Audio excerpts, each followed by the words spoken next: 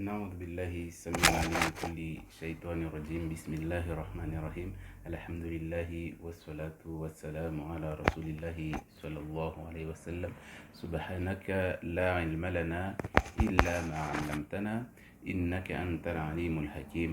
رب اشرح لي صدري ويسر لي أمري واحلل عقدة من لساني يفقه قولي. اللهم إنا نسألك علما نافعا ورزقا طيبا وعملا متقبلا. ربي زدنا علما. Ici, on va encore continuer concernant nos vidéos, les vidéos que je fais concernant toujours les problèmes liés aux sorcelleries, aux mauvais œil, aux problèmes liés aussi à la famille, auxquels beaucoup de gens, la plupart des gens en fait qui nous veulent du mal, je dis pas que c'est que la famille, mais c'est vraiment élargi. Mais le mal quand il vient de l'intérieur de chez nous, c'est encore plus grave que quand le mal vient de l'extérieur. Parce que l'extérieur, en fait, des fois, on peut le prévoir. On peut se dire, bon, j'ai mon ennemi, c'est telle personne. Donc, quand on le voit, on peut se dire, bon, bah, je peux me cacher, je peux trouver une solution. Quand je le vois, je saurais comment me protéger d'un ennemi extérieur qui n'est pas en moi. Ok. Donc, mais un ennemi qui est de l'intérieur, en fait, on sait pas, on peut pas le prévoir. C'est ma mère, c'est mon père, c'est mon grand-père, c'est quelqu'un de ma famille, c'est ma famille, etc., etc. Donc on ne peut pas prévoir en fait le mal quand il vient de l'intérieur. Mais l'extérieur, tout le monde sait que on sait comment se défendre. Si tu vois que c'est ton ennemi, c'est ton rival ou c'est ta rivale, c'est quelqu'un qui a des différends avec ta famille, tu sais comment te préserver quand tu le vois à côté de toi ou quand tu es en train de le croiser. Mais là, le problème, là où il est encore plus grave, là où il est plus lourd à traiter et là où on se dit vraiment que comment se fait-il, comment je peux faire, quelle est la solution. Tu trouves des gens qui sont bloqués depuis la naissance jusqu'à leur mort. Euh, Quand on se pose la question, mais comment se fait-il que avec différents traitements, à chaque fois on traite la personne, mais la personne a des symptômes qui reviennent, a des problèmes en fait qui surviennent tout le temps. Des fois on se pose la question, des fois les gens eux-mêmes ils se posent la question en se disant mais attends, j'ai fait tout ce qu'il fallait, je me protège, mais le mal ne part pas, j'ai toujours le même problème. Il y a des gens qui vont dire oh, bon peut-être que la requête était mal faite ou quoi que ce soit, mais en fait non, la plupart du temps ça peut être une incompétence du Reiki des fois, hein, parce qu'il y a des gens qui commencent à faire la requête, donc du coup ils n'ont pas beaucoup d'expérience. Cela peut venir aussi de là, mais le problème le plus lourd, on va pas dire que la faute est aux Raki qui sont débutants. Parce que c'est à force qu'ils vont continuer à faire la requête, là ils vont acquérir de l'expérience. Mais là, je parle vraiment d'un mal en fait qui est au-delà de l'extérieur. Le mal qui est dans nos familles, dans les familles en eux-mêmes, auquel la tante ne veut pas voir l'enfant de sa sœur évoluer. La grand-mère n'aime pas les enfants de tel de ses enfants. Donc du coup, il y a différentes sortes de choses en fait qui se passent dans certains pays, dans certaines îles auxquelles quand on cherche vraiment à savoir d'où vient ton problème, en fait, il faut d'abord te poser les bonnes questions. Je ne dis pas qu'il faut prendre ça et aller s'embrouiller ou aller chercher des problèmes dans sa famille ou se dire, ouais, c'est peut-être mon oncle, c'est peut-être... Non. En fait, le but de cette vidéo, en fait, justement, c'est pour que les gens, en fait, à chaque fois qu'ils ont un problème, en fait, ils accusent déjà l'extérieur. Parce que j'en connais beaucoup de gens m'appellent, oui, j'ai l'impression que les gens m'aiment pas à l'extérieur, j'ai l'impression que les gens veulent me détruire. Mais en fait, la plupart du temps, tu vas trouver en fait, que le problème vient de chez eux, de sa maman, son père, etc., etc. Donc j'avais déjà, dans les vidéos YouTube, Facebook, en fait, j'avais déjà expliqué ce genre de cas auquel il y a une maman qui voulait rester jeune et belle toute sa vie. Elle avait oublié qu'un jour ou l'autre, il fallait qu'elle vieillisse.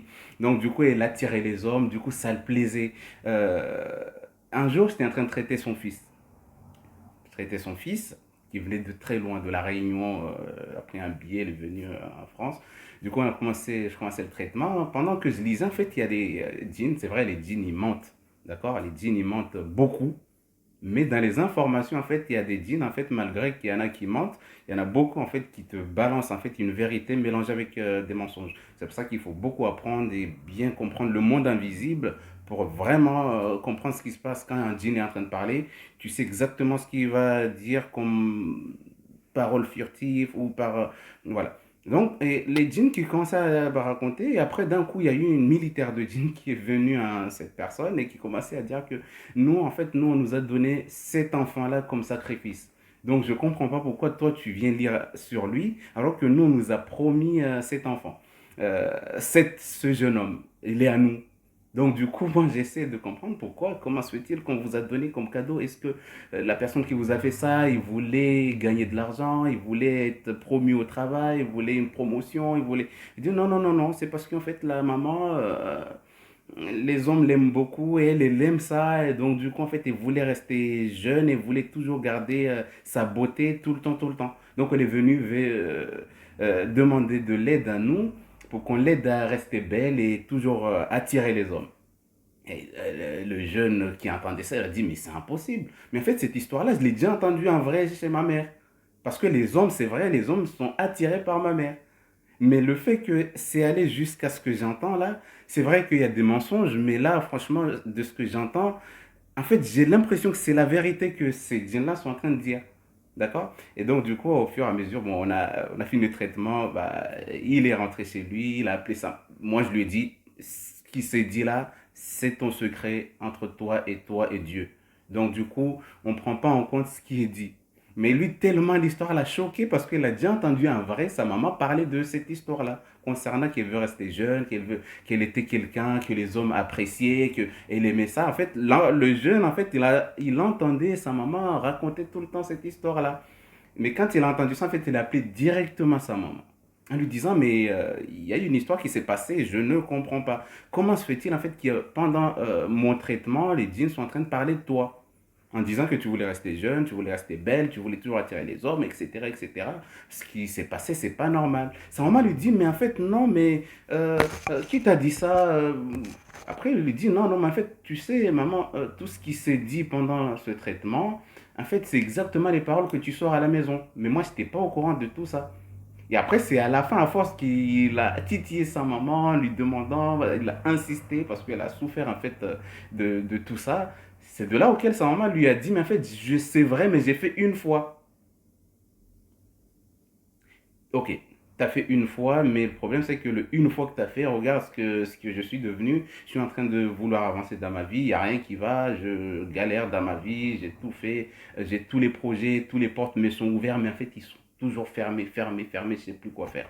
Donc du coup, voilà, mais franchement, ce que t'as fait là, franchement, je te pardonnerai jamais. Il dit ça à sa maman. Après, il lui dit non, mais en fait, c'est ta maman. Après, sa maman m'appelle une autre fois, mais parce qu'elle avait d'autres problèmes, sa maman. Donc, du coup, sa maman m'a appelé pour d'autres problèmes. Après, elle m'a dit, ouais, mon fils m'a raconté telle chose et telle chose. Là, je demande pardon à Dieu de tous ces genres de choses-là, etc.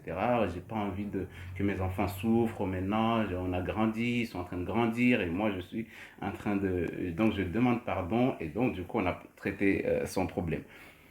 Et à partir de là, en fait, le jeune, en fait, il dit, en fait, il a cherché tous les moyens, il a cherché tout pour pouvoir s'en sortir, mais en fait, t'as rien à faire. C'est pour ça qu'il y a des gens, en fait, la plupart du temps, ils arrivent, ils vont te dire, oui, il y a mes ennemis extérieurs qui veulent me tuer. Mais quand tu vas faire un diagnostic, tu vas poser les bonnes questions, tu vas trouver qu'en fait, dans sa famille, soit il y a quelqu'un qui avait déjà des djinns, auxquels les djinns sont déjà adorés dans la famille, soit sa mère, soit son grand-père, soit sa grand-mère. Il y a quelqu'un, ou parmi ces vieux, il y a quelqu'un qui adorait les djinns. Mais les djinns, le problème, c'est que ce que les gens ne comprennent pas, c'est que quand tu adores un djinn, le djinn, il ne va pas partir de cette famille. Il va rester. Donc, quand la personne meurt, en fait, il se passe le flambeau, que tu le veuilles ou pas. C'est comme ça comment ça se passe. Genre, ta grand-mère avait des djinns, mais elle est en train de vieillir. Tu vas voir qu'il y a une de ses enfants qui va devenir aussi sorcière ou qui va devenir... les djinns vont aller habiter dans son corps. Et ainsi de suite, jusqu'à arriver à un moment auquel les gens... ça se passe de génération en génération. C'est pas parce que la grand-mère est morte, elle avait des djinns que c'est bon. Non, en fait, non. Le problème, c'est que quand la grand-mère est morte et qu'elle avait des djinns, les djinns vont se partager la famille. Bon, toi et toi, tu vas aller dans telle famille, toi et toi, tu vas aller dans cet enfant, toi. Donc, du coup, c'est comme ça que ça se passe. Mais les djinns, ils disparaissent pas comme ça parce que la grand-mère est morte. Non. Mais dans ça, au moins, t'es pas fautif parce qu'ils sont venus à toi. Donc, c'est à toi de chercher un moyen, Inch'Allah ta'ala, de pouvoir les enlever. Parce que les djinns, وَمَا خَلَقْتُ الْجِنَّ وَالْإِنسَ إِلَّا لِيَعْبُدُونِ. Dieu a dit, les djinns et les humains, ils ont été créés dans le but d'adorer Allah Azza wa Jal. Donc, il y a des djinns qui ne savent pas ça. Il y a des êtres humains musulmans qui ont oublié ce verset ou ils ne le connaissent pas. وَمَا خَلَقْتُ الْجِنَّ وَالْإِنسَ إِلَّا لِيَعْبُدُونِ. Ça veut dire que vous, les djinns, vous avez été les premiers à être sur terre. Wal-ins, ça veut dire Dieu il a bien différencié en disant la première des choses qui a été créée. On n'a pas créé les djinns pour autre chose. Wal-ins et les êtres humains pour faire autre chose ou pour s'adorer entre eux. Parce qu'il y a des djinns aussi qui adorent les marabouts, il y a des djinns qui adorent aussi des êtres humains. Donc, du coup, c'est pour ça qu'en fait, il n'a pas dit que les humains qui adorent les djinns. Mais il a dit وَمَا خَلَقْتُ الْجِنَّ وَالْإِنسَ إِلَّا لِيَعْبُدُونِ. Donc, ça veut dire que ces deux personnes-là, les djinns et les humains, en fait, ils doivent tous combattre pour pouvoir adorer un seul Dieu qui est Allah Azza wa Jal. Mais en fait, il y a des djinns, ils ne connaissent pas. Et une fois, j'étais en train de traiter aussi quelqu'un et que les djinns, ils commencent à se battre, ils commencent à insulter, ils commencent à faire des choses énormes, ils poussent les gens, ils commencent à... C'est un scandale. Et il me demande, mais t'es un magicien? Je dis, bah, je suis en train de combattre les magiciens. Ah bah, t'es qui alors? Parce que la façon dont tu lis, je sais pas ce que tu es en train de lire là, mais ça me dérange. Est-ce que tu peux arrêter? J'ai dit, oui, je peux arrêter, mais pour ça, il va falloir que tu quittes d'abord le corps de cette personne qui est malade. Après, il me dit, mais non, justement, moi, je ne peux pas quitter ce corps parce que moi, on m'a invité à être dedans. Donc, tu vas me laisser tranquille et tu continues ta vie. Après, je lui ai dit, bah ok, je te laisse continuer ta vie. Et donc, du coup, moi, je vais partir. Mais sache que il y a un verset qui dit, il a dit, je m'en fous. Ok. Donc, parce que les djinns, ils ne comprennent pas la traduction qu'on va lui dire. Bah, tu sais, Dieu a dit, je n'ai créé les djinns et les humains pour adorer. Les djinns, c'est pas ça leur problème. C'est pour ça, en fait, que quand tu apprends le monde invisible, en fait, tu sais que les djinns, en fait, c'est du vent. Et comme c'est du vent, comment tu vas attraper un vent pour le... Donc, c'est avec le Coran. Nous, on ne sait pas. C'est pour ça quand on fait le istihara, en fait, le istihara, c'est vrai, je mélange un peu, mais en fait, c'est juste pour expliquer. Dans le istihara, en fait, il y a une partie de istihara qui dit, toi, ya Allah, c'est toi qui sais et moi, je ne sais pas. Et c'est toi qui sais ce que je ne vois pas. Donc, je ne sais pas ce qui se passe, ya Allah. Donc, ça veut dire que tu te donnes une forme d'infériorité vis-à-vis d'Allah parce que tu ne sais pas et tu as besoin de lui. D'accord? C'est pour ça que le istihara, justement, c'est fait pour ça. En fait, c'est pour t'éduquer aussi que les choses invisibles, il n'y a que Allah Azawajal qui peut les gérer, c'est pas toi. Donc, même les gens qui disent que, ouais, ils ont des esprits, ils ont des djinns, mais en fait, ils contrôlent là, rien du tout. C'est les djinns qui les contrôlent. Donc, c'est pour ça que le djinn il me dit ça, et donc du coup moi j'ai compris en fait que la seule chose en fait qui peut faire que le djinn il va comprendre parce que je sais que je ne sais pas, Allah seul sait, il les voit, moi je les vois pas. Mais moi on m'a donné quoi? On m'a dit le Coran, il guérit ce que toi tu vois pas. Si j'ai une plaie là, j'essaie de le camoufler, mettre un truc, mettre quelque chose pour que ça guérisse. Si j'ai quelque chose j'ai mal à l'intérieur de moi, je vais faire des scanners pour voir ce qu'il y a. Mais pour tout ce qu'on ne voit pas, qu'est-ce qu'on va faire? Qu'est-ce qu'on peut faire? Quelle question on doit se poser? Le médecin n'a pas de solution pour toi. Qu'est-ce que tu fais? Tu déprimes, tu restes là, tu pleures matin, midi, soir. Tu invoques Allah sans être confiant envers Allah Azawajal. Donc tu vas souffrir. Tu vas souffrir matin, midi, soir. Mais une fois que le médecin t'a dit ah bah tiens on a trouvé en fait c'était un petit truc en fait qui faisait que tu te sentais mal, dès que tu entends ça, oh, le médecin a enfin trouvé mon problème, donc alhamdulillah rabbil alamin, et là tu vis, tu es content parce que le médecin il peut te donner un traitement. Mais le fait qu'on ne voit pas, Anta allamul ghuyub, ça veut dire Allah, les médecins ne voient pas. C'est pour ça que dans les invocations, quand on fait des invocations, c'est Anta allamul ghuyub, ça veut dire que je cherche de l'argent, j'ai pas d'argent, ya Allah. J'ai besoin d'argent, mais je sais pas d'où ça peut venir. Je sais que je travaille tous les mois, je vais gagner mon argent à la fin du mois, mais ça me suffit pas. Où est-ce que peut venir de l'argent? وَيَرْزُقُهُ مِنْ حَيْثُ لَمْ يَحْتَسِبْ وَمَنْ يَتَّقِ اللَّهَ يَجْعَلْ لَهُ مَخْرَجًا وَيَرْزُقُهُ مِنْ حَيْثُ لَمْ يَحْتَسِبْ. Celui qui craint Allah, وَمَنْ يَتَّقِ اللَّهَ, celui qui craint Allah, qui a peur d'Allah, c'est pas avoir peur de te cacher comme ça, non. Celui qui fait ce que Allah veut, ça veut dire, et qui aime Allah, et qui apprend à le connaître, et qui sait qui est Allah, يَجْعَلْ لَهُ مَخْرَجًا, il lui donne toujours un chemin de sortie. Dès que tu trouves que tu n'as pas de solution, les médecins te disent qu'il n'y a pas de solution, mais Allah te trouve toujours un chemin de sortie. Et Allah te donne une chose, Allah te répond, Allah te donne ce que tu as à un moment auquel tu t'attendais même pas. Ah, j'avais désespéré, ah bah j'ai trouvé la solution enfin. Donc du coup en fait c'est donc concernant le monde des djinns, en fait les djinns c'est un monde à part. En fait c'est un monde à part mais en fait on vit ensemble, d'accord? Ça veut dire que on vit, les djinns aussi se croisent, ils s'entrecroisent entre les humains et les djinns, mais chacun vit sa vie. Mais là où c'est un problème, c'est quand quelqu'un appelle un djinn pour te faire du mal. Du coup, ce djinn-là, quand il va se croiser avec toi, tac, il y a un problème. Parce qu'en fait, on lui a dit ton nom, ton prénom, le nom de ta maman, etc., etc. Donc, du coup, il sait exactement qui tu es. D'accord? Il y a des djinns informateurs. Mais ça, c'est un autre sujet.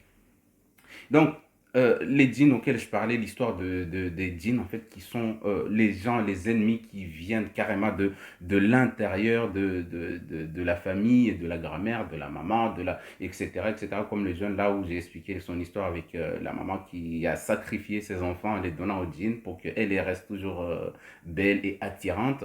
Bah, à la fin, bah, voilà, les enfants, en fait, ils ont compris l'histoire et elle, maintenant, elle a compris l'histoire. Après maintes explications, elle a compris qu'elle a fait une erreur.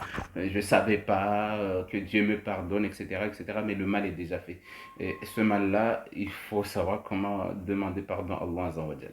Donc, du coup, mais le problème, quand ça vient de la famille, justement, le diagnostic, il doit être porté d'abord avant de demander à quelqu'un, oui, c'est qui ton ennemi, tu as une rivale ou tu as un rival ou je sais pas quoi, etc. Il faut d'abord connaître en fait l'histoire en fait de la famille, qu'est-ce qui fait que tu as ces problèmes-là, depuis quel moment tu as ces problèmes-là. En fait, il faut connaître l'histoire quand même l'histoire de la maladie de la personne pour que tu puisses, une fois que tu as l'histoire, en fait, tu sais exactement quel traitement adapter. Mais il y a beaucoup de gens, en fait, ils font l'erreur, en fait, de t'as mal là, ok, t'as des douleurs, ok, tu fais tel cauchemar, ok, tu fais ceci. En fait, ils posent ces questions-là, je ne dis pas qu'ils sont dans l'erreur, ils peuvent faire ça, c'est leur méthode, ça fonctionne, bravo, Inch'Allah, ta'ala, qu'Allah les augmente au niveau de leur science.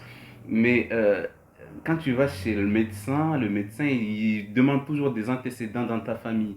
Est-ce qu'il y a un diabète chez toi? Est-ce que quelqu'un dans ta famille est allergique? En fait, il cherche d'abord à savoir l'histoire parce que si tu n'as pas l'histoire de la maladie de la personne, en fait, tu risques de tomber à l'eau. Tu risques de vraiment gâcher ce traitement et tu risques en fait que la personne te revienne en te disant j'ai pas compris, j'ai fait mon traitement comme vous m'avez dit et j'ai toujours les mêmes symptômes. C'est parce que tu n'as pas essayé d'abord de chercher. C'est vrai, il y a beaucoup, on dit ça perd beaucoup de temps, on perd beaucoup de temps le fait de demander tout ça. Beaucoup de gens en fait ils n'aiment pas perdre du temps. Mais moi personnellement je préfère prendre mon temps même si je vais soigner 2 3 4 personnes dans la journée. Mais au moins prendre mon temps et savoir en fait c'est quoi son histoire à cette personne, pourquoi elle a un problème qui est approfondi, que son problème est vraiment très lourd. Ça serait un ennemi extérieur, c'est vrai, il va vouloir qu'il meure, mais quand ça vient de l'intérieur de la famille, en fait, c'est encore plus grave. Pour moi, c'est là où je pose la chose la plus grave, c'est quand le mal vient de la famille. Parce que justement, avant-hier, là, j'étais en train de traiter justement une jeune fille, une jeune femme, parce qu'elle était mariée, etc., etc. Donc du coup, mais voilà. Mais son histoire, en fait, pourquoi j'ai pris son histoire comme exemple, c'est parce qu'en fait, j'ai trouvé en fait que, en fait, elle avait un certain courage que même moi, ça m'a étonné et que je lui ai dit bravo, franchement. c'est vrai, je soigne des gens qui sont encore, ils sont bien motivés, ils sont vraiment courageuses, etc. Mais ton histoire, franchement, Dieu est avec toi. Mais c'était quoi son histoire? C'est que, en fait, quand elle était jeune, elle était avec ses parents, ça se passait bien, tout allait bien, sa maman, son papa, tout allait bien.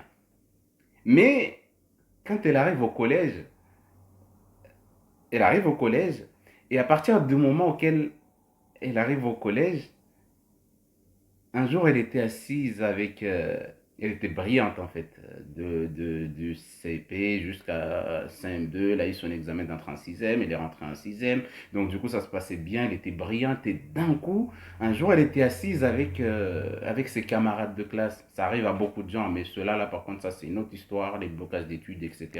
Ça, il y a pas mal.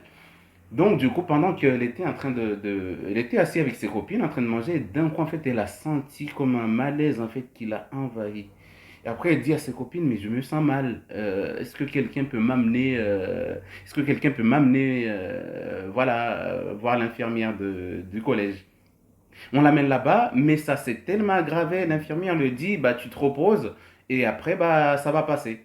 Et c'est reposé, ça passait pas. Il a appelé les pompiers sont venus la chercher. Mais quand tu es passé devant tous les autres, c'était la récréation, tout le monde l'a regardé, il y avait tous ces gens-là qui se posaient des questions. Et elle a fermé les yeux pendant qu'elle traversait cette foule qui l'a regardé. C'est quoi? C'est au collège, hein. Tous ceux qui sont passés au collège, ils voient c'est quoi quand il y a un petit truc, quand des gens se battent, quand il y a un petit machin, tout le monde vient autour, ils veulent voir, etc. Du coup, en fait, déjà là, ça a déjà perturbé en fait son mental. Le fait qu'il y a tout le monde qui la regarde, tout le monde la vise de yeux. Du coup, en fait, elle a déjà eu honte. Plus le problème qu'elle a eu, en fait, ça a aggravé sa situation. Donc, elle va à l'hôpital, elle va là-bas, on prend en charge, etc. Tout se passe bien. Et à la fin, elle rentre chez elle. 3 jours plus tard, elle revient au collège, c'est exactement le même problème qui lui arrive. Les pompiers sont arrivés, elle l'amène encore à l'hôpital. Elle revient encore, c'est la même chose. En fait, du coup, en fait, c'était vraiment, c'est comme si on s'acharnait sur elle. C'est comme si on s'acharnait. Du coup, du collège, de la classe de sixième jusqu'en troisième, elle avait que ça. Pour elle, ses parents, ils comprennent pas, ils ont tout fait ce qu'il y avait à faire, ils comprennent pas. Et donc, arrivé à un moment, comme ils ne comprenaient pas, ah bah, elle-même, en fait, quand elle a vu qu'elle est arrivée en troisième, et en troisième, elle n'arrive pas à suivre parce que tout le temps, elle est absente. Tout le temps, elle est absente. Du coup, elle a eu honte elle-même et elle a raté sa troisième. Et du coup, elle est partie faire une formation. Et quand elle est partie faire une formation, malgré que en troisième, ça veut dire qu'elle n'a pas eu son brevet, je pense, elle n'a pas eu, enfin, sa vie était vraiment foutue. Du collège, ça veut dire depuis qu'elle était en sixième jusqu'en troisième, pour elle, elle servait à rien. Mais elle n'a pas lâché. C'est pour ça que je dis aux gens qui se disent, oh, moi j'en ai marre, j'ai essayé de tomber enceinte, mais ça marche pas, c'est bon, Dieu m'a oublié, commence à insulter Dieu, commence à dire des mots méchants vis-à-vis d'Awan Zawadjal. Je leur dis, elle était jeune, hein, et elle n'a pas arrêté là. Malgré qu'elle a quitté le collège en troisième, pourtant elle avait des ambitions pour aller très loin dans ses études. Elle a fait quoi? Après, elle est partie faire une formation. Et une fois qu'elle est partie en formation, pendant son premier stage de formation, en fait, la personne lui a dit, ah, franchement, j'ai jamais vu quelqu'un comme toi, motivé comme toi. Je ne sais pas si tu vas continuer dans cette formation, mais moi, dès que tu finis ta formation, je vais te garder, que tu es diplômé ou pas. Elle s'est dit, bah, de toute façon, moi, ce que je veux, c'est que j'ai pas envie de rester chez moi, j'ai envie d'avancer, j'ai envie d'aller loin, j'ai vraiment envie d'aller très loin, de me dépasser. Et du coup, son stage est fini. Chaque fois que le responsable d'un magasin avait besoin, il appelait, elle venait. Et quand elle a fini son stage, bah, on l'a appelé. La personne lui a dit, bon, ok, bah, j'ai déjà travaillé avec toi, même si tu n'as pas de diplôme, tu n'as rien, mais la façon dont tu travailles, tu es motivé, tu as vraiment beaucoup d'ambition. Je vais te garder avec moi, tu vas travailler avec moi. Donc, du coup, il a signé un CDI, il commence à lui apprendre beaucoup de choses, il a appris tellement de choses que, arrivé à moi, en fait, c'est elle qui enseignait les autres. Dès qu'on embauchait quelqu'un, on lui donnait elle. Pourtant, elle était jeune, mais elle était vraiment ambitieuse, motivée, etc., etc. Et donc, du coup, Et là, elle me disait, tu sais, pendant cette période auquel on m'a embauché, j'étais en CDI, c'était mon premier CDI, je suis jeune, on m'embauche, franchement, j'étais tellement fière, j'étais contente, j'aimais mon travail, j'allais au travail, j'étais fière de moi et tout. Et là, en fait, tu sais, après, on a embauché d'autres personnes, quand ils voyaient la façon dont mon chef, en fait, il m'aimait bien, à chaque fois qu'on nous donnait des choses à faire au travail, en fait, l'autre, en fait, les autres, en fait, ils négligeaient, mais ils les prenaient soin et faisaient vraiment les choses comme ils se devaient. Donc, du coup, son chef lui disait toujours, toi, j'aime bien la façon dont tu travailles. Et les gens, ils entendaient ça. C'est pour ça, des fois, c'est une erreur quand tu fais un compliment devant tes enfants, ton enfant, alors que les autres sont là. Tu fais un compliment à tes sœurs, alors qu'il y a les autres sont là. En fait, ils se disent, mais attends, tu trouves que telle personne belle et moi, alors pourquoi moi, je suis moche? Parce que ça, sur ça, là, ça me rappelle quand on était jeune, il y avait ma grande sœur, à chaque fois, il voyait mon grand frère passer, il lui disait, ah, lui, en grandissant, il va être très beau. Après, moi, tous les jours, il disait ça, j'étais là, j'étais présent, je disais, mais attends, c'est quand j'allais me faire bien et tout, je venais.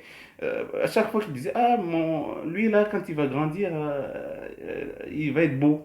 Et moi, j'étais toujours là, je me disais, mais attends, mais comment se fait-il qu'à chaque fois, il dit que c'est que le grand frère, quand il va grandir, il va être beau. Et un jour, elle s'est trompée, elle a dit, mais Akiri dit aussi, lui, quand il va grandir, il sera beau. En fait, depuis qu'elle m'a dit ça, en fait, depuis ce jour-là, je me suis dit, ok, merci beaucoup. Là, maintenant, tu me le dis, tu me le dis pas. Je voulais juste entendre aussi qu'il y a un compliment. Donc, du coup, c'est pour ça que quand on a des enfants, il ne faut pas toujours faire le compliment à un seul enfant, mais il faut faire, ah, toi aussi, tu es belle, mais toi, tu sais que toi aussi, en fait, il faut toujours, c'est pas que tu vas lui dire, toi, tu as des beaux cheveux, toi aussi, tu as des beaux cheveux. Non. Toi, tu as des beaux cheveux. Ah, mais toi aussi, tu as un beau sourire. J'aime bien la façon dont tu souris. Donc, du coup, en fait, ça fait qu'en fait, il y a un décalage. Tu l'as pas comparé. Donc, du coup, ça donne beaucoup de confiance à vos enfants. Bon, donc, et donc, du coup, elle m'a dit, et une fois qu'on a embauché quelqu'un, et ça a commencé son calvaire au travail. Et là, c'est que à chaque fois qu'elle dormait, en fait, elle voyait comme si quelqu'un lui fermait une porte, quelqu'un lui fermait la porte à son travail, mais elle est montée et percée la maison, le toit du magasin pour aller sortir du toit, descendre au sol pour pouvoir rentrer au magasin. Déjà, rien que ce rêve-là, c'est très, très compliqué. C'est-à-dire, ça montre en fait la motivation, ça montre en fait là, le combat, que c'est une personne combattante. À chaque fois dans son rêve, elle voit qu'elle veut rentrer au travail, il y a quelqu'un qui lui ferme la porte, et du coup, elle fait quoi en fait, elle se réveille, elle veut quand même aller au travail, en fait, elle est motivée, du coup, elle perce la maison et passe par le toit pour rentrer dans son travail. Ça montre en fait une motivation intérieure et extérieure de la personne. À l'intérieur, on lui a fermé la porte pour pas qu'elle avance dans sa vie, mais à l'extérieur d'elle, elle veut, et même si on lui a enfermé pour pas réussir ce qu'elle voulait comme ambition, mais elle s'est pas arrêtée là. Donc elle a dit à chaque fois, c'est le rêve que je voyais. Mais comme je ne comprenais pas les rêves, je ne savais pas ce qui se passait. Du coup, en fait, des fois, il y avait des problèmes au travail. Mais moi, je ne comprenais pas pourquoi les gens, j'avais tellement de problèmes. Arrivé un moment, du coup, je me suis senti effacé du travail. Parce qu'en fait, on a embauché un responsable auquel c'est elle qui aidait ce responsable, qui a enseigné à ce responsable. Et tout travail, c'est elle qui le fait à la place du responsable. Mais on applaudit le responsable parce que c'est elle qui, on lui avait confié ça. Mais en fait, c'est un responsable en fait qui est venu avec une sorcellerie quand elle a vu que cette personne en fait, il est vraiment apprécié par les patrons. Elle a eu peur alors qu'on vient de l'embaucher pour qu'elle soit responsable de cette jeune là. Du coup, en fait, elle lui a caché. Elle a dit, j'ai vu un rêve comme si en fait cette personne entre moi et cette personne et mon patron, il y avait un voile en fait, comme s'il y avait un rideau qui était baissé, un long rideau que pour le grimper il fallait des années et des années. Donc mais elle a réussi quand même en fait à se défendre. Jusqu'à présent, elle est en train de se défendre. Donc, on a fait un traitement, on a fait une psychothérapie, on lui a donné sa confiance. Du coup, là, c'est bon. Ce côté-là, on attend la suite, Inch'Allah Ta'ala. Donc, j'espère que ça va bien avancer dans sa vie. Mais elle était bien chargée. Mais le problème venait d'où? Parce que les problèmes extérieurs, quand ils viennent et qu'ils s'amplifient à l'intérieur d'un corps, ça veut dire qu'à l'intérieur, il y a déjà quelque chose qui ne va pas. Du coup, il trouve une porte cassée. On fait comment? Il y a plein de choses à manger, j'ai faim, je vois une porte cassée, il n'y a personne à droite, à gauche. Bon,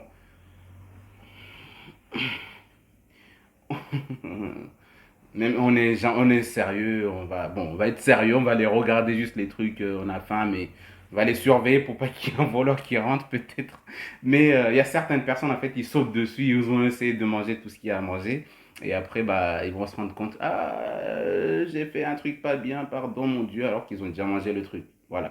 Donc, mais ces djinns-là, en fait, ils sont arrivés, ils ont réussi à faire du mal. Pourquoi? Parce qu'elle a dit, je lui ai dit, en fait, ton histoire, en fait, c'est vrai que les gens du travail, ils veulent ta place, il y a beaucoup de gens, en fait, qui te veulent du mal, mais dans tout ça, en fait, c'est encore plus profond. Parce que ton problème, il est lourd depuis que tu étais jeune. C'est pas comme si ça t'est arrivé que quand tu étais à l'école, non, quand tu étais au travail, mais c'est même en arrière. Donc, du coup, il faut qu'on retourne en arrière, etc., pour vraiment aller chercher d'où venait ton mal. Et c'est de là qu'elle me dit, mais tu sais, je lui dis, mais quand c'est comme ça veut dire qu'il y a soit ta grand-mère, ta mère ou quelqu'un de ta famille avait des djinns, ou soit il y a quelqu'un qui avait des problèmes avec des djinns, du coup ça le gênait ou il souffrait, du coup il voulait s'en débarrasser.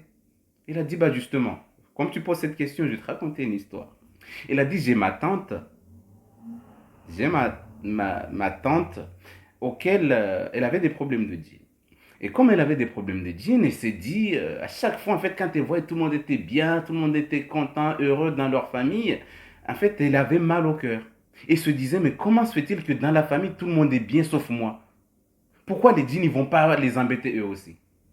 Au lieu de se dire, bon, ça c'est ma famille, ils vont bien. Heureusement, comme certains, beaucoup disent, Alhamdulillah, qu'il n'y a que moi qui souffre dans ma famille et les autres vont bien. Mais il y a d'autres qui disent, pourquoi il n'y a que moi qui souffre alors qu'il y a ma soeur, en fait, elle prie même pas. Les djinns ne l'embêtent même pas. Il y a mon frère, il a ouvert plein d'entreprises et tout se passe bien. Pourquoi lui, ils vont pas l'attaquer lui? Dis Alhamdulillah que ça t'est arrivé à toi. Imagine que ça allait arriver à ton frère. Il meurt. Parce qu'il ne peut pas supporter ce que toi, tu peux supporter. Al-Hakim, le nom d'Allah qui s'appelle Al-Hakim, ça veut dire que c'est lui qui choisit qui doit souffrir à tel niveau. Donc ça veut dire que si on t'a donné ça, c'est que toi, tu peux supporter et toi, peut-être un jour, tu vas trouver la solution. Mais ton frère, peut-être jamais il aurait trouvé la solution. Pourquoi? Parce qu'il n'écoute pas les dars, il n'écoute rien, il fait que les trucs à sa tête, donc peut-être qu'il allait mourir. Donc du coup, elle se dit, chaque fois elle disait, ouais, mais pourquoi toute ma famille va bien sauf moi? Pourquoi les djinns, au lieu de m'embêter moi, ils vont pas embêter les enfants des autres? Et donc, bah, il fallait qu'elle trouve une solution pour qu'il y a toute sa famille qui souffre. Et donc du coup, elle est partie faire des sacrifices pour pouvoir les dispatcher dans les familles. On va dire qu'elle est pas gentille, hein, c'est vrai. Elle n'est pas gentille du tout. Mais imagine une personne qui souffre matin, midi, soir. Il a tellement de problèmes qu'il ne sait plus quoi faire. Du coup, il cherche un moyen pour pouvoir s'en débarrasser. Donc, du coup, il a distribué. Et du coup, ils sont tombés sur cette jeune fille-là. Du coup, à chaque fois, il fallait pas qu'elle... En fait, elle a sacrifié on va dire son enfant. Hein. Elle l'a sacrifié en disant, bon, bah vas-y, bah, allez tous vous balancer, prenez celle-là. Et comme ça, je suis tranquille. Du coup, vu qu'il y a certaines personnes auxquelles ils ont un blocage qui vient vraiment d'Allah Azzawajal, même si les djinns veulent te tuer, ils ne peuvent pas. Ils peuvent essayer, tu vas tomber malade, tu vas galérer, tu vas avoir des blocages, etc. Mais ils ne peuvent pas. Et donc, du coup, elle a dit, mais en fait, j'ai l'impression que ce qui m'arrive, en fait, c'est les problèmes qu'elle avait, ma tante. Parce que c'est elle qui souffrait de tout ce que je suis en train de souffrir là. En fait, ça veut dire qu'elle a juste échangé. En fait, elle a vendu son enfant en disant, bon, allez vers elle. Comme ça, elle est tranquille. Elle a fait des sacrifices avec les démons, avec les charlatans, avec les sorciers, pour que les djinns, en fait, ils puissent aller plutôt embêter cette fille-là. Et donc, du coup, au fur et à mesure, et arrivé à un moment, en fait, elle s'est retrouvée sans rien dans sa vie, à part le travail auquel on l'a embauché parce que Allah lui voulait un bien. Et prier, et lisait, il était là à se protéger, à faire des invocations à Dieu tous les jours, tous les jours, tous les jours. Parce qu'il savait juste une chose, c'est que dans tout ça, la seule qui peut m'aider, il n'y a qu'Allah. En fait, elle avait la conviction. Et comme elle avait la conviction, comme j'ai dit, dans l'invisible, ce qui se passe dans l'invisible, nous, on ne sait pas. En temps l'âme, le royaume, c'est toi qui sais ce qui est caché. Et moi, j'ai besoin de ce qui est caché pour ouvrir mes portes. Donc, du coup, à chaque fois, c'est l'invocation qu'il faisait. En temps l'âme, le royaume, toi, tu vois l'invisible et moi, je ne vois pas. Et toi, tu sais, moi, je ne sais pas.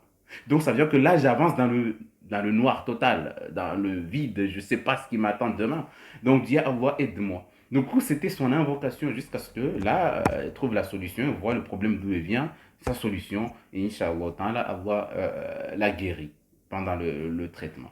Donc, c'est pour inciter les gens, en fait, à se protéger et à pouvoir, en fait, éduquer leur famille, à éduquer leur maman, surtout les maris, les mamans, les papas, les grands-pères, les grands-mères, en fait, essayer pour pouvoir enlever ce problème-là, parce que beaucoup de gens, il y a des coutumes auxquelles, dès que ton enfant est né, tu dois l'amener chez le sorcier pour que le sorcier le bénisse et dire au djinn que cet enfant doit être éduqué par les djinns.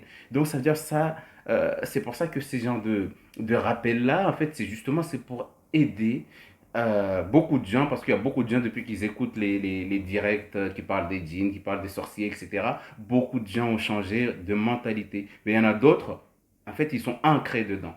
Donc, c'est pour ça qu'au lieu qu'elle soit dans ces problèmes-là, bah, sa tante lui a envoyé tous les djinns qu'elle avait, qui la faisaient souffrir, pour la bloquer elle.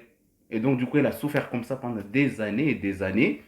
Et ça ne s'est pas arrêté là. Parce que, arrivément, en fait, elle s'est mariée. Mais normalement, une personne qui était sacrifiée, genre un enfant qui est sacrifié, ça veut dire que cet enfant-là, il va avoir du mal à se marier. Donc, c'est pour ça que ceux qui ont des mariages, un blocage de mariage, il faut vraiment qu'ils retournent en arrière pour aller regarder d'où vient ce blocage. Je ne dis pas que c'est tous les gens qui sont célibataires qui doivent se dire, mais j'ai entendu Akiri qui disait que peut-être ma grand-mère m'a sacrifié. Non, c'est pas ça. En fait, ce que je dis, c'est qu'il faut connaître l'histoire de ton blocage. Tu ne peux pas tout dire c'est des djinns ou sorcellerie. Non. Moi, personnellement, la première des choses, c'est pas les djinns ni sorcellerie. Parce que je sais que les djinns et sorcellerie, on s'en fout complètement de leur vie. Eux, ils vivent leur vie, ils font ce qu'ils ont à faire. Donc, du coup, s'il vient, c'est qu'il y a déjà une porte ouverte. Comme l'exemple de tout à l'heure, tu arrives quelque part, tu as faim, tu vois une maison ouverte, tu fais comment, tu rentres dedans, tu veux tout manger, c'est ça la première impression que tu as. Donc, c'est ça. Un djinn, il va venir, c'est vrai, il va t'embêter, mais en fait, il va d'abord essayer de comprendre qu'est-ce qui se passe, c'est quoi, pourquoi on m'a envoyé à cette personne. Est-ce que je peux avoir l'autorisation de rentrer? Mais quand il voit que la personne, il a déjà des brèches ouvertes, émotions, psychologie, où la personne a des problèmes déjà, la personne a des doutes sur elle-même, elle a peur d'elle-même, elle n'a pas confiance en elle, ben ça c'est des portes. C'est comme si tu vois un magasin ouvert alors que tu as faim, il n'y a personne dans le magasin, même pas de gérant ni rien. Qu'est-ce que tu vas faire? Ben, tu vas te servir. Je te dis pas d'aller te servir parce que c'est interdit de voler, mais ça c'est un exemple que je donnais pour que les gens en fait ils voient en fait pourquoi les djinns arrivent à pénétrer dans le corps. S'il n'arrive pas à pénétrer, il est à l'extérieur, mais il travaille dans ton corps. Deux. Ou sinon, ils sont dans un autre pays, mais il agit dans ton corps. Du coup, si tu ne sais pas tout ça, tu vas écouter le Coran, tu vas te sentir bien 2 minutes, tac, tu retombes. Et tu vas dire quoi? Le Coran ne fait rien. Donc, du coup, on ne dit pas ça si on ne connaît pas. Il y a des djinns qui sont dans le corps, il y a des djinns qui sont à l'extérieur, il y a des djinns qui sont dans un autre pays, il y a des djinns qui sont loin en l'air, il y a des djinns qui vivent sous terre, il y a des djinns qui... Ils peuvent être là où ils sont et te faire du mal. Donc c'est pour ça que si on ne connaît pas ces histoires-là, si on ne connaît pas tout ça, c'est normal qu'on souffre. C'est normal qu'on ait l'impression que le Coran ne nous protège pas. Alors que quand tu connais tout ça, quand tu vas écouter le Coran, tu vas mettre ton intention que s'il y a un qui est en haut, s'il y en a un qui habite en Afrique ou à Mayotte ou à je sais pas où, ou qui habite en France, ton intention doit être globale quand tu veux attaquer les djinns. Tu ne veux pas juste mettre une seule intention. Bah, je pense qu'il est dans mon corps, je vais l'enlever. Ça veut dire que tu vas te gourer et tu vas te faire très mal. Et tu vas avoir un doute et tu vas quitter même l'islam. Parce que tu vas penser que c'est le Coran qui ne travaille pas, qui ne fait pas le travail. Alors que non. Donc c'est pour ça en fait que, avant toute chose, ce que j'incite, c'est que il faut que la personne prenne une feuille, celui qui a des problèmes, qui se voit avec plein de problèmes, il faut qu'il prenne une feuille et qu'il note en fait d'où a commencé ses problèmes. Et une fois que tu as trouvé d'où a commencé tes problèmes, là, au moins tu sauras à peu près. Tu n'es pas un professionnel, je sais. Après, il faut voir les professionnels, les Reiki, etc. Moi, comme je fais aussi de la psychothérapie, j'essaie vraiment d'aller au-delà des soins, au-delà des problèmes des gens externes. J'aime bien aller au fond de la personne pour pouvoir, au fond de ses pensées, au fond de sa conscience, pour pouvoir modifier d'abord, lui redonner confiance, parce que je sais qu'une fois que tu as confiance en toi, rien ne peut t'arrêter. Une fois que tu as confiance en toi, rien ne peut te mettre à terre. Une fois que tu as confiance en toi, tu seras heureuse. Une fois que tu as confiance en toi, tu seras la personne la plus importante au monde. Une fois que tu as confiance en toi, une fois que tu crois en toi, une fois que tu sais que toi, tu es capable, tu sauras vraiment que la vie sur terre, c'est toi qui la gères. Et tu comprendras maintenant le verset qui dit ولقد كتبنا في الزبور من بعد الذكر أن الأرض يرثها عبادي الصالحون ولقد كتبنا في الزبور من بعد الذكر أن الأرض يرثها عبادي الصالحون. Tu vas comprendre ce verset-là et tu vas te dire, Allah a dit أن الأرض, que la terre, ce qu'il y a dans la terre, sur terre, comme bienfait, comme quoi que ce soit qu'il y a sur terre, yarithuha ibadi as-salihun. Les gens qui sont les plus intelligents, as-salihun, les gens bien qui ont compris c'est quoi, c'est qui Allah et c'est quoi les bienfaits ici-bas et dans l'au-delà, as-salihun. C'est ces gens-là en fait qui vont hériter la terre. Ça veut dire quoi ces gens-là? C'est des gens qui savent qui ils sont. C'est des gens qui ont confiance en eux. C'est des gens qui savent exactement qui est Allah et de quoi il est capable. Donc, si tu as confiance en toi, c'est pour ça que je me bats. Je suis dans des formations, différentes formations, pour vraiment comprendre l'intérieur de la personne, pour qu'à chaque personne que je soigne, je suis obligé en fait de lui redonner d'abord confiance en elle avant la lecture du Coran. Parce que je sais qu'une fois que tu as confiance en toi, une fois que tu sais qui tu es, une fois que tu t'es regardé devant la glace et tu t'es vu, tu t'es trouvé beau, tu t'es trouvé belle, tu t'es trouvé incroyable, là tu sauras en fait qu'il n'y a rien au monde qui peut te faire quoi que ce soit. Sauf ce que toi t'aurais décidé que ça te fasse du mal. Donc c'est pour ça que jamais baisser les bras, soyez toujours plus grand, soyez toujours plus fort et n'empêchez pas, ne poussez pas les gens à vous faire du mal, mais soyez les maîtres de vos vies et soyez maître de vous-même et sachez ce que vous voulez sur terre. Même si vous êtes fatigué, même si vous en avez marre, sachez que le moment auquel tu en as marre de vivre, c'est le moment auquel tu dois basculer dans ta vie pour être vraiment, vraiment la personne que tu attendais pas. La personne la plus importante. Le moment auquel tu désespères, c'est ce moment-là auquel ta vie va changer.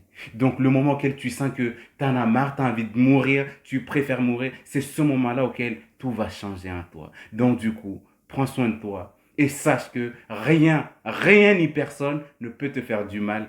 Rien ni personne ne peut t'atteindre si toi-même tu as confiance en toi. Personne au monde ne peut te faire du mal si tu as confiance en toi et tu sais qui tu es. Donc c'est pour ça qu'il faut apprendre à se connaître, apprendre à se faire confiance et à s'aimer déjà pour que fermer les portes déjà et les émotions. Il faut toujours que tes émotions soient subhanallah, alhamdulillah, wa la ilaha illallah, wallahu akbar, wa la ilaha illallah, wallahu akbar, wa la hawla wa la quwwata illa billah. Ça veut dire c'est des paroles en fait, c'est du positif, en fait c'est de l'énergie ça. C'est de l'énergie en fait, ça te à chaque fois tu les dis quand tu connais, il y a confiance en toi, tu sais que ces paroles-là, c'est une pile en fait qui, à chaque fois tu les dis, en fait ça doit te changer quelque chose au fond de toi. C'est subhanallah, subhanallah, subhanallah, subhanallah, subhanallah. En fait, ça charge. En fait, c'est comme une voiture qui démarre, ça, tac, tac, tac, tac. En fait, à chaque fois tu dis subhanallah, walhamdulillah, wa la ilaha illallah, wallahu akbar, wa la hawla wa la quwwata illa billah. C'est des paroles en fait pour te pousser à être toi-même au fond de toi. Mais il faut les comprendre. Donc, c'est pour ça qu'il faut beaucoup travailler sur soi. Ceux qui ont besoin d'aller au fond de ça, de bien comprendre, se comprendre et savoir qui ils sont, Inch'Allah Ta'ala, ils peuvent me contacter. Moi, je fais aussi des traitements actuellement sur la psychologie, justement, pour que la personne ait confiance en lui. Et après, il y a aussi la lecture du Coran, Inch'Allah, selon le Coran et la Sunna, pour que Allah nous pardonne. Et on demande à Allah de nous pardonner et de faire qu'on soit des gens bien pour qu'ils nous aiment et qu'ils soient satisfaits de nous. نسأل الله عز وجل أن يجعلنا من الذين يستمعون القول فيتبعون أحسن qui fasse qu'on soit des gens bien, qu'on soit parmi les pieux dans l'au-delà et qui fasse de nous des gens du paradis. Donc on se reverra une autre fois. Celui qui n'est pas abonné, il peut s'abonner pour qu'il puisse recevoir les vidéos prochaine. Donc, wassalamu alaikum wa rahmatullahi wa barakatuh.